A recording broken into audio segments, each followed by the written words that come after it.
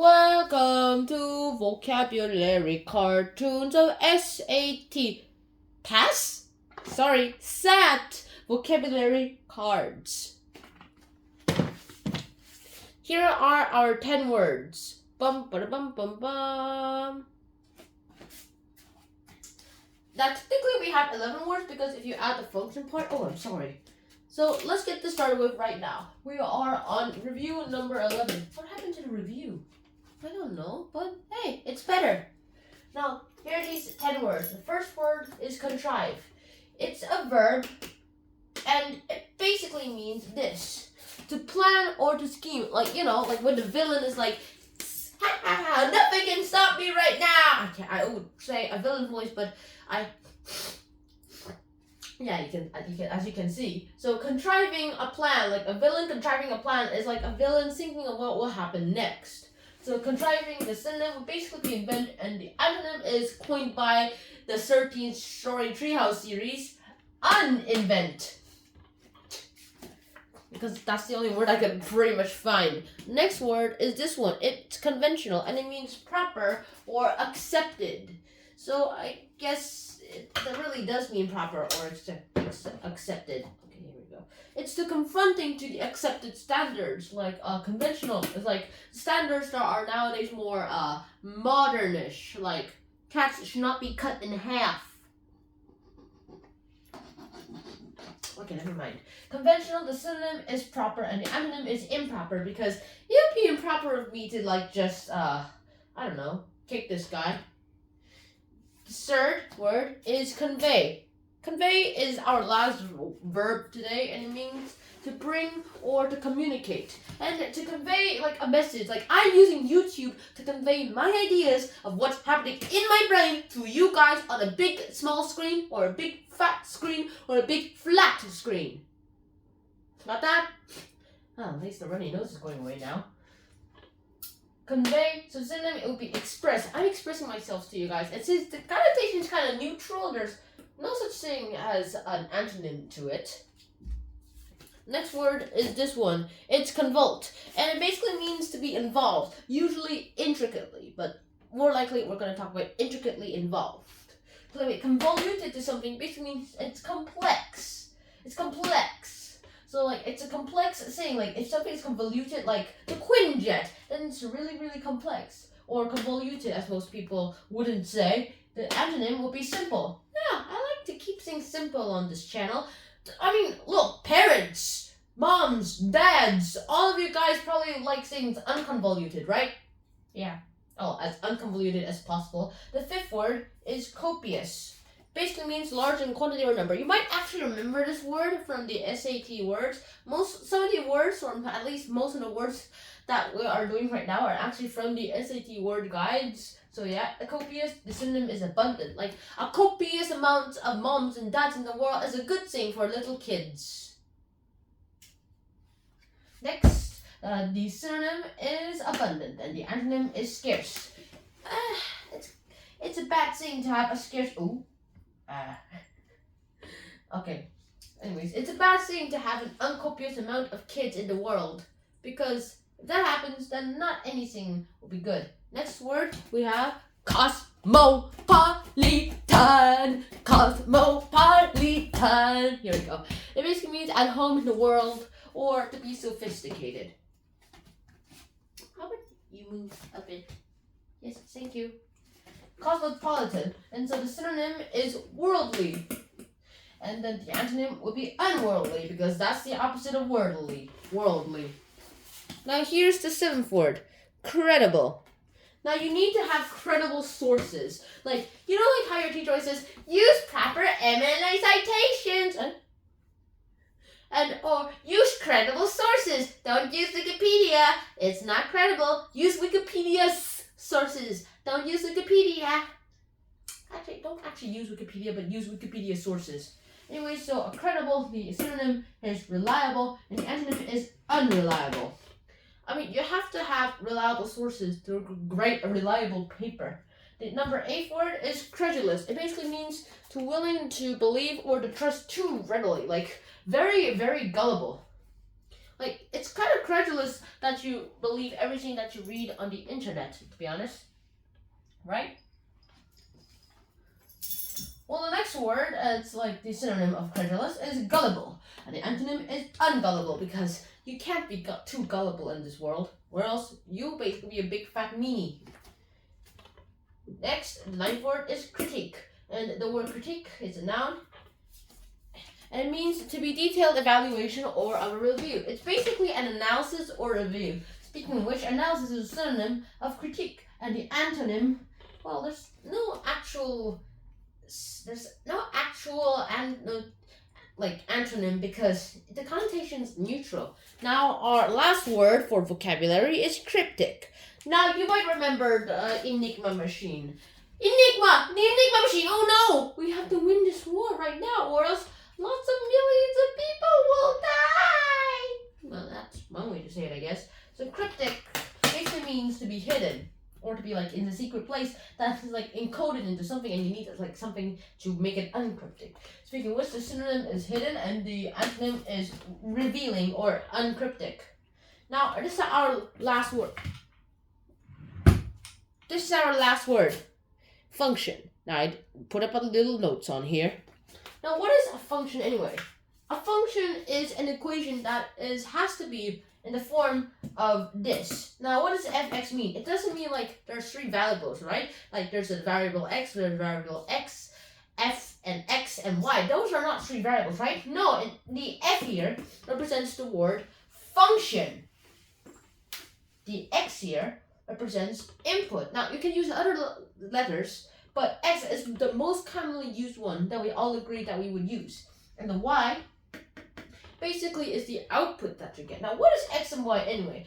X and y are the most conventional terms that are used for the words replacement of input, and y is output. Now, you can also call these domains for the input /x and the range for the words output and y. Why? I'm not going to get into that detail. All I can say is that we agree, lots of mathematicians agree that this is how it works. That's what math is, a bunch of agreements and rules that make up the math language. Anyways, there are these types of functions too. Now, keep in mind that since it doesn't have to be y, it can also be the function of x too. But in this case, I would use y because if you put a y, it'll be easier to visualize how you graph it. You can graph functions. And here are the three types of functions that you can graph. Now, the first one is linear functions. And they're usually in the form y equals mx plus b. Now, you'll see a pattern as we go up. And when you graph it, you'll probably use just like a straight line. The second one, y equals mx squared plus b. Now, these are called quadratic graphs. Quadratic equations this is what it's called. And usually those famous graphs with the parabolas, like the ones that look like Lego hands. Legos! Legos! Legos! Legos! Legos! I love Legos! So, okay, let me try using the Lego. Okay, so now if it's like a negative graph, then the Lego hand will be upside down. But if it's a positive parabola or positive quadratic, then the Lego hand is right side up. Okay. Negative down. Negative right side down. Positive right side up. So yeah, there we go. And now for the one that lots of people have probably not learned yet, and lots of people probably don't know this, are y equals mx cubed plus b. This is the cubic equation. When you graph it, it looks something like this. There's like a little box, one side of a box in the middle, and then suddenly you like expand the other box's sides up. So those like cubic graphs. I like to describe cubic graphs like that. So these are the three types of basic functions. Now these work because there's only one value for x for every one value of y. For one input, there's only one output. If there's one input and you suddenly get one output and another output for the same input, that's not a function. And here's a handy tool to actually find out on graphs if it's a function or not. Use a vertical line, like draw a vertical line on the graph, and if it for every vertical line that's on the graph, if it only touches one point, then it's a function. Now, what does the m and the b and the x and the y mean? Yeah. We know what the x and the y mean. What does the m and b? M basically means the slope, And in these cases, it just means what you're multiplying to it. Now the b technically means the y-intercept. The place where the y crosses, where the y crosses when the x is 0. For linear equations, it's pretty easy to, because when you graph it, it's just like 1 point. For quadratics, yeah, it's kind of a bit more complicated because sometimes they don't actually intersect. Also, you always have to go a bit like up or down to actually see the real y-intercept. There's no 0, unfortunately. And then for this one, cubics, there is a y-intercept. And in this case, it's in the right smack middle of the box, as I like to call it. There's definitely a name for it, though. And that's it. That's it. So remember this, the basic equation, y equals mx plus b, or you can also say function of x equals mx plus b, because if function of x equals y, then you can change it interchangeably. Personally, I like to use y, but why would people even use function of x anyway? Well, because it's a handy notation to show us the difference of the functions to x. Now, what is a function basically in the basic sense of meaning? It's basically something you do to an input so that you get an output. A function is something that relates a set to another set. One set is the input, the other set is the output. And there's only one input for every output. There's no two outputs for just one input. Got that? Good. Test time! Do this with me, guys. Shuffle words. 3, 2, 1, go.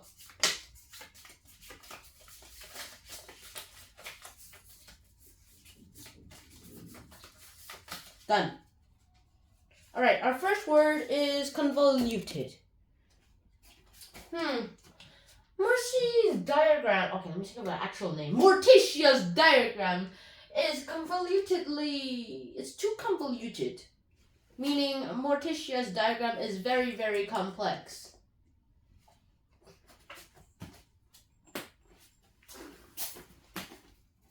Our next word is this, cryptic.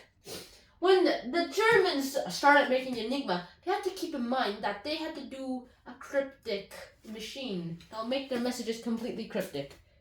Also, they accidentally put a Hitler to every message at the end, so there's always a little key. Next is this one, function. Sir, when are we going to use functions in real life? When you draw graphs or bar graphs in the stock market. But what if I don't go to the stock market? Do you play Minecraft? Yes. When you study Minecraft physics, you'll also need to use these graphs. I doubt it. 5 years later. Ooh, my teacher was right. Next word is this one. Snidely Whiplash has contrived a very, very, very clever plan, but has been fooled. But it has been uncovered and undone by the dastardly mountain, by the very, very cunning Mountie. Dudley Do Right.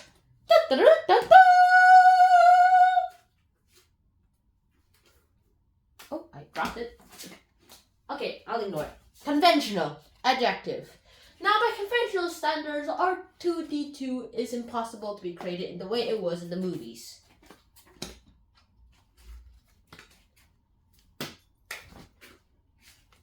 Next word is credible. Now, when you're writing this paper and you're writing your MLA 9 citations, you have to make sure you're using credible sources. And no, Wikipedia is not a credible source, Jim. So put down your hand. But, however, you can use Wikipedia for source, images, and you can use Wikipedia's sources, Wikipedia articles' sources, so that you can use that as credible sources. Also, make sure that it's credible, though. Oh, I'm very, very sorry! Okay. Our next word is this.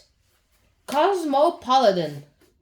Now, cosmopolitans, keep in mind that not everyone in the world is a cosmopolitan. Got that? Okay, may have changed it a little bit. Uh-oh. Next word is copious, an adjective. Now, sir, Why do I need this copious amount of notes? I myself do not know. Our next word is this, convey. I'm going to have to use this YouTube video to convey my ideas to the world.